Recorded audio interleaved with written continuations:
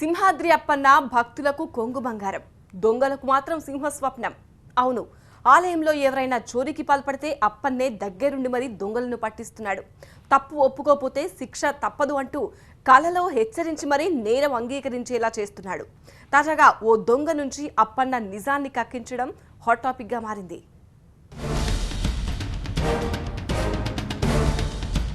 ఉత్తరాంధ్ర ప్రజల ఆరాధ్య దైవం శ్రీ వరాహ లక్ష్మీ నరసింహస్వామి. సింహాచలంపై కొలువుదీరిన అప్పన్నను దర్శించుకునేందుకు తెలుగు రాష్ట్రాల నుంచే కాకుండా ఇతర రాష్ట్రాల నుంచి కూడా నిత్యం భక్తులు తరలివస్తుంటారు. కోరిన కోర్కెలు తీరిన భక్తులు తమ మొక్కులు చెల్లించుకుంటారు. ఇందులో భాగంగా చాలా మంది భక్తులు తమ తలనీలాలను అప్పన్నకు సమర్పిస్తూ ఉంటారు. దీని వెనుక కఠోర దీక్ష దాగి ఉంటుంది. భక్తులు సమర్పించిన తలనీలాలను దేవాలయ అధికారులు గ్రేడ్లుగా విభజించి వాటిని స్టోర్ రూముల్లో భద్రపరుస్తారు. అనుకున్న మొత్తంలో తలనీలాలు పోగైన తర్వాత వాటిని వేలం వేస్తారు. ఈ వేలంలో ఏపీ, తమిళనాడుకు చెందిన వ్యాపారులు పాల్గొని తమకవసరమైన తలనీలాలను తీసుకెళ్తారు.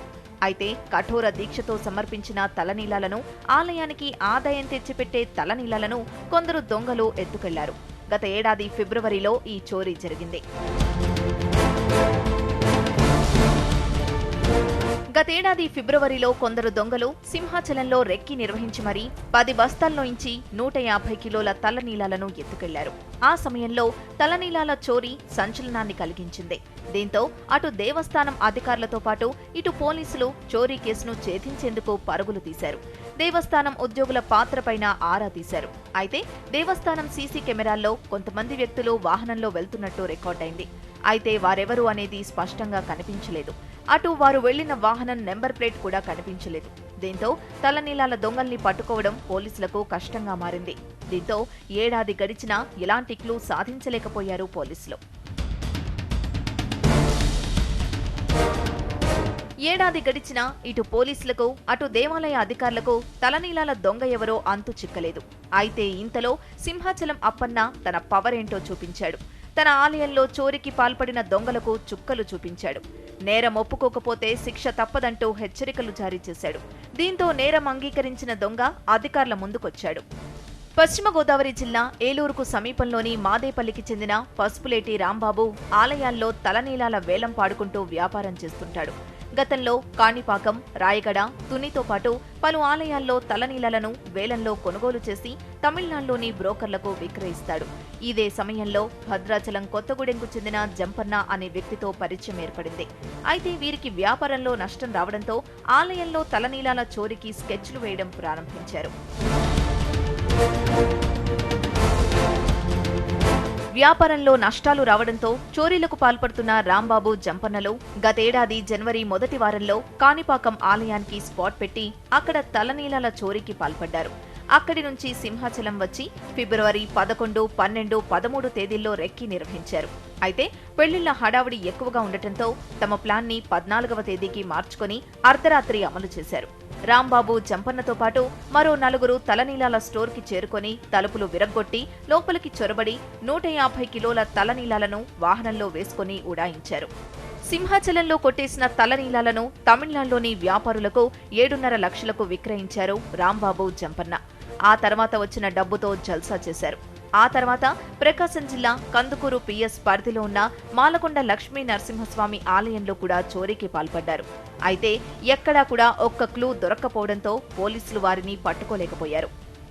అయితే దొంగలు పోలీసులకు చిక్కకపోవడంతో స్వయంగా అప్పన్నే రంగంలోకి దిగారు. నిందితుల్లో ఒకరైన రాంబాబు అనే దొంగకు చుక్కలు చూపించాడు అప్పన్న. నేరం అంగీకరించకపోతే శిక్ష తప్పదని కలలో హెచ్చరించాడు. దీంతో స్వామివారు కలలో కనిపించి హెచ్చరించడంతో బెదిరిపోయిన రాంబాబు నేరాన్ని అంగీకరించాడు. మాలకొండ లక్ష్మీ నరసింహస్వామి ఆలయ ఈవోకు ఫోన్ చేసి క్షమాపణ కోరాడు. దీంతో విశాఖ పోలీసులకు సమాచారం ఇవ్వడంతో రంగంలోకి దిగిన పోలీసులు రాంబాబును పట్టుకున్నారు. చెప్పేమన్నారు, స్వామి చెప్పేసాను, అయిపోయింది సార్. సరే సార్, అది అంటే చెప్పారా బాబు, తెలిసింది చెప్పేశారా బాబు అన్నారు. చెప్పేశాను స్వామి.